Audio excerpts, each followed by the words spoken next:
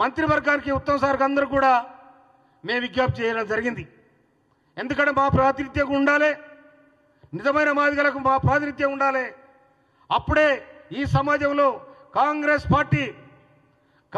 Party మాదిగలను దగ్గర తీసుకుంది, మమకారం చూపించింది. అందుకోసం 1974లో ఇందిరాగాంధీ గరీబీ హఠావో నినాదం తీసుకొని ఆనాడు హరిజన గిరిజనులకు భూములు పంచిన చరిత్ర కాంగ్రెస్ పార్టీకి ఉంది. ఇవాళ భూములు గుంజుకున్న చరిత్ర పోయిన సర్కార్కు ఉన్నది. అసైడ్ భూములు పోయినాయి, ఇనాం భూములు పోయినాయి, అన్ని కూడా కథం పెట్టినరు. ఉదాహరణ చెప్తున్నాడు, నేను ఇలా సిద్దిపేటలో కట్టిన ఎస్పీ ఆఫీస్ కానీ కలెక్టర్ ఆఫీస్ కానీ ఆ తోళ్ల పరిశ్రమ కోసం ఉండే ఇలా 25 ఎకరాల భూమి ఇలా హరీశ్రావు దాన్ని మొత్తం కలెక్టరేట్ కట్టిండ్రు. ఎవరి సొమ్మరి కట్టింది మీరు? కనుక ఇలాంటి అసైడ్ భూములు అన్ని కూడా వాళ్ళు గుంజుకున్నారు. పోయిన గవర్నమెంట్లో వాళ్ళకి ఎదురు లేకుండా వ్యవహరించారు. అందుకనే ప్రజలు 23 ఎన్నికలలో వాళ్ళ చిత్తుగా ఓడించడం జరిగింది.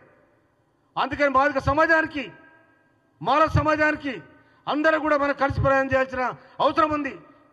దశాబ్దాలుగా మనం చేస్తున్న పోరాటం మేము కలిసిపోవాల్సిన సందర్భం, కాంగ్రెస్ను బలపరిచిన సందర్భం, రాష్ట్ర ప్రభుత్వం తీసుకున్న నిర్ణయాన్ని మనమందరం కూడా రేపు జరిగే ఈ వర్గీకరణ సందర్భంగా మాలమాదిగలకు ఏ వాట వస్తుందో ఆ వాటను నిండుగా స్వీకరించి రాష్ట్ర ప్రభుత్వం సుప్రీంకోర్టు ఆదేశాన్ని స్వీకరించి గౌరవనీయులు రేవంత్ రెడ్డి గారి ప్రభుత్వం దానికి ఉపసంఘానికి చైర్మన్గా ఉన్న గౌరవనీయ ఉత్తమ్ కుమార్ రెడ్డి గారు, వారి సభ్యులు, అదేవిధంగా బట్టి విక్రమార్క గారు అందరు కూడా ఇలా రాజనరసింహ గారు, శ్రీధర్ బాబు గారు, సీతక్క గారు, పొన్నం ప్రభాకర్ గారు, ఆ కమిటీలో ఉన్న డాక్టర్ మల్రవి గారు అందరు కూడా నేను నిండుగా హృదయపూర్వక ధన్యవాదాలు తెలియజేస్తూ రేపు తొందరలో ఈ ఉత్తర్వులు కూడా జారీ చేసి రేపు వచ్చే ఏదైతే నోటిఫికేషన్స్ ఉన్నాయో అన్నింటిలో కూడా ఈ వార్డు ప్రకారం అందరికి అవకాశం వస్తుందని కూడా మనం చేస్తూ ఈ అవకాశం ఇచ్చిన మీ అందరికీ కూడా ధన్యవాదాలు. Thank you.